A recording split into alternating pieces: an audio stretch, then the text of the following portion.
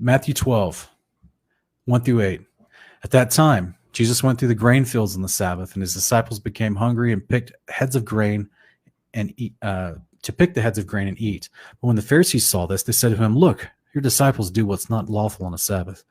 But he said to them, "Have you not read what David did when he became hungry, he and his companions? How he entered the house of God, and they ate the consecrated bread, which was not lawful for him to eat, nor for those with him, but for the priests alone. Or have you not read in the law that on the Sabbath the priests in the temple break the Sabbath and are innocent? But I say to you that something greater than the temple is here. But if you had known what this means, I desire compassion and not sacrifice, you would not have condemned the innocent, for the Son of Man is the Lord of the Sabbath." So what I love about this so much is because not just because we get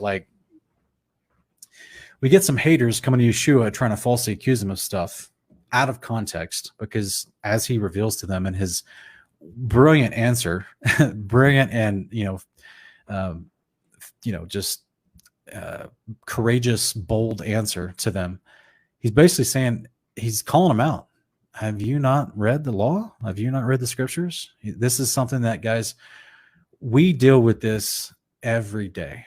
We answer questions all the time. Obviously, I don't take this particular approach with everybody, but that's the general premise that we deal with almost every day. We get questions, especially if you guys have seen any of my debates. Go into the debates playlist on my channel, and you can see the debates that we do. When you start seeing me, I'm trying to be as patient as possible, but you see this over and over and over. People say something against scripture, and I immediately know. I'm like, you haven't read the law of God, have you? You haven't studied it. You still think that it's somehow bad. You think it's a burden. So you haven't actually studied or read it, have you? Now, the Pharisees were a little more, they were not just ignorant, they were pernicious. Okay, they were intentionally, that's why he called them brood of vipers and liars and thieves and murderers. They were intentionally obfuscating the law of God and teaching Talmudic traditions. It was a intentional concept. It was because they were given up to pride and hypocrisy and all kinds of other things. So it wasn't just simply they just didn't know or they had some bad teaching. They were, according to Yeshua's words, intentionally leading the people to be twice the son of hell as they are, twice the son of the lake of fire. So it's a dastardly thing they were doing. Okay, that's why he didn't hold back with them. He's always getting in their face and correcting them and being willing to call them a description that some people might think is not nice, because these people were intentionally deceiving the people as false prophets and false teachers. So Matthew 12, 1 through 8, where he's talking in here and they're trying to come to him and put him in a corner, and they're trying to say, "Oh, why are your disciples doing what's unlawful on the Sabbath?" Well, for one, that itself is a false statement, because this is where, for all the pastors that may be watching, so many pastors and preachers are told that, "Oh, see, look, it's, the Pharisees are trying to ask Jesus why he's breaking the Sabbath. They're trying to keep the law." Guys, no, this is where it requires further research on who the Pharisees were and what they taught. And this is revealed to us in the Gospels, but we just have to take the words seriously when Jesus says them. We also get this in the New Testament, the book of Acts, and further on into the letters of Paul. The Pharisees were persecuting Yeshua and his disciples because they kept the law of God. The Pharisees were persecuting them everywhere they went. The Pharisees, as Yeshua tells us in Mark 7, Mark 20, and Matthew 23, and several other places, they were not keeping the law of God. In fact, we even said, Paul tells us in Galatians 6, they were not keeping it. They were trying to push their traditions and supersede them over the law of God. Now, their traditions claimed to be the law of God. This is the destructive deception of Talmudic Judaism.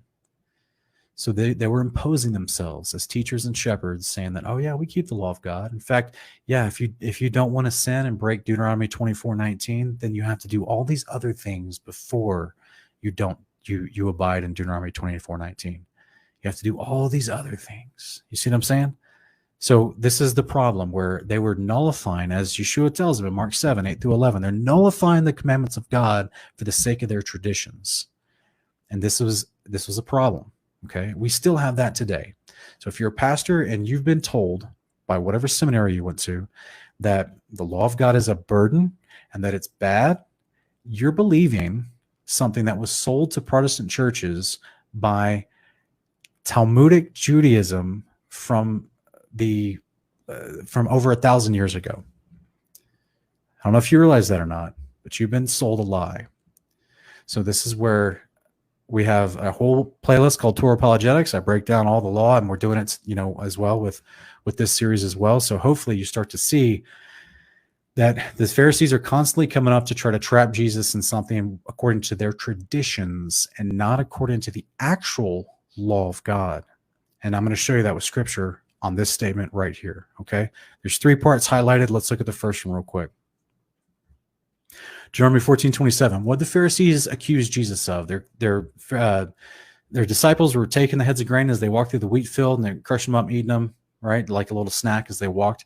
And the Pharisees were like, why are they doing what's unlawful on the Sabbath? Well, what were they claiming? So there's 2 different ways that people try to take this statement. The first way is they claim that they were actually picking food, which the Pharisee says was against the law on the Sabbath, to pick your food. And because they associate it with actually working. And they even take it as far to say you can't cook either, which is not in scripture. That's a tradition from Talmudic Judaism. Okay. Some of them also, another vein of this, they claim the Pharisees were saying that the disciples were stealing the heads of grain from someone because it wasn't their field. You see what I mean? All right. So let's address that first, and then we'll go into the eating part in just a minute. Deuteronomy 14:27-29. If we look here in this instruction where it talks about tithes and first fruits and what's a portion for people to have and be given, it says in verse 27-29, I just highlighted the last part here, the Levite, because he has no portion or inheritance among you, the alien, the fatherless, and the widow who are in your town shall come and eat and be satisfied, in order that the Lord your God may bless you in all the work of your hand which you do.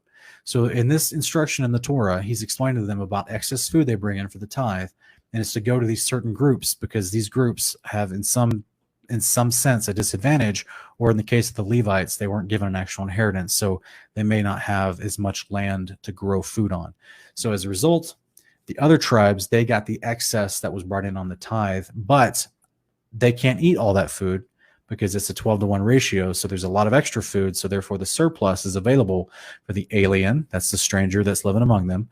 The fatherless, Yeshua was fatherless, by the way. He was also part of a half Levite, and the widow who are in your town. So I'm just giving you a breakdown, a preface for the idea of how the Father viewed food and who it was available to and how. But let's look specifically about food that grows in fields. And we see in Deuteronomy 26, 10-11. Oh, I'm sorry, this is a reiteration of Deuteronomy 14. I just, as a secondary witness, want to show, behold, I brought the first fruits of the produce of the ground, which you, O Lord, have given me, and you shall set it down before the Lord your God and worship before the Lord your God.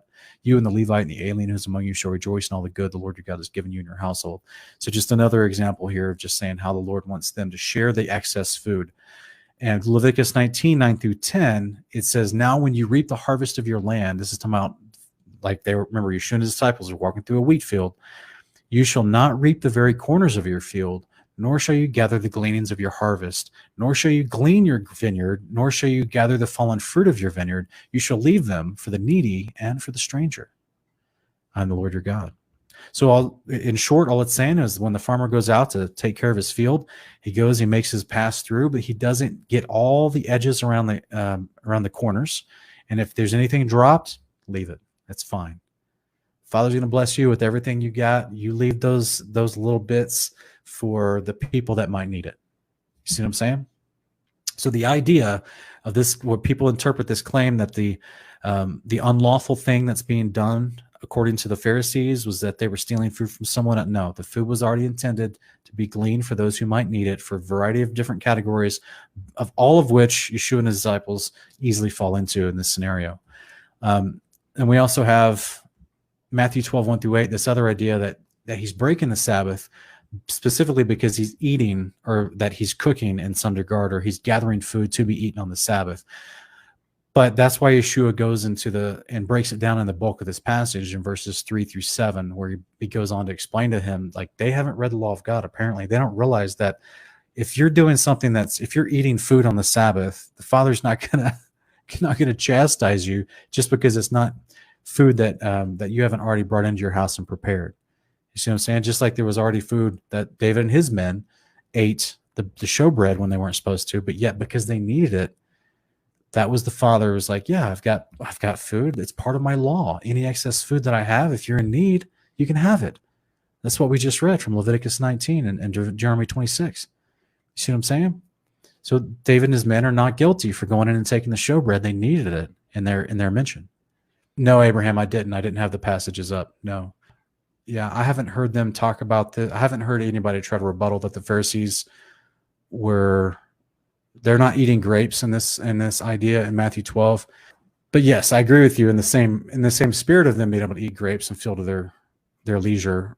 This idea of them having excess food, just like we read from Deuteronomy 24 and 26, that any excess that may be gleaned and dropped, they can leave. People that need it, the needy and the poor, can come by and get it if they wanted to. So this was the idea of, you wanted the people in Israel to be able to share excess food at all costs. And Yeshua and his men easily fall into this, both in the scenario, the field they're walking through, as well as who Yeshua was to be this Son of Man, which is why he says later, I'm the Lord of the Sabbath. Because if you know the storyline of the Son of Man, he's going to become the ultimate high priest. What were those laws that we just read about the food that was available for the priests, the Levites? You see what I'm saying? This is why he says something greater than the temple is even here. So if food was made for the temple and food was dedicated for the high priest, Yeshua is greater than all that. You don't think he can get some food if he wants it from a field that qualifies within the law of being able to grab food out of the field according to the law of God? So in every respect, Yeshua is keeping the law of God in this passage here. The Pharisees are imposing their own quote-unquote law and calling it unlawful because they had developed their own tradition that people weren't supposed to do this, which actually negated the law of God. And that's why it's called a heavy burden that people can't bear. That's why it's called oppression, as you read from 1 Enoch 98. This is why Yeshua reprimands them so badly. This is why in Acts chapter 10, Peter also repeats an idea about him following a law of segregation against Gentiles that was not truly a law at all. It was only a traditional law from the Jews, from the Pharisees. It wasn't actually in the Torah or the law of God. So he had to be taught with the actual vision from heaven what the actual Torah was, what the actual law of God was, and get rid of that leaven of the Pharisees and their bad traditions and teachings. You see what I'm saying? So this is what Yeshua is addressing in this very moment right here. And this is why he reminds them. If you guys remember, as we went through the past, I think it was in chapter 6 or 7, where Yeshua is basically saying to them, to the Pharisees, go and learn what this means. I desire compassion and not sacrifice. Well, he's repeating it to them here. If you had known what this means, remember he told them a few chapters earlier, go and learn what this means, right? Because they were accusing him of eating with the publicans and the tax collectors and the sinners. And he was like, yeah, you should go and learn what this means. Meaning, and he goes on to expound about the spirit of law and everything. And the idea of what he wanted to do as far as what the Father's heart was in the law, which was to go and to not condemn people, right? To not prejudge people and condemn them, but to be able to be open with them and share the actual love of God with them. You see what I mean? So in this moment, the love of God is being represented through just the Father's law about, I've got all this food and all this situation so that nobody can be without, whether it's for a personal farm or a vineyard or for what's brought in with the tithe through the temple and be distributed to the orphans, the widows, all the fatherless, all these scenarios that the Father makes sure everyone's taken care of. And the Pharisees are trying to stifle that and accuse a innocent man of sin and transgression because they're, a brood of vipers.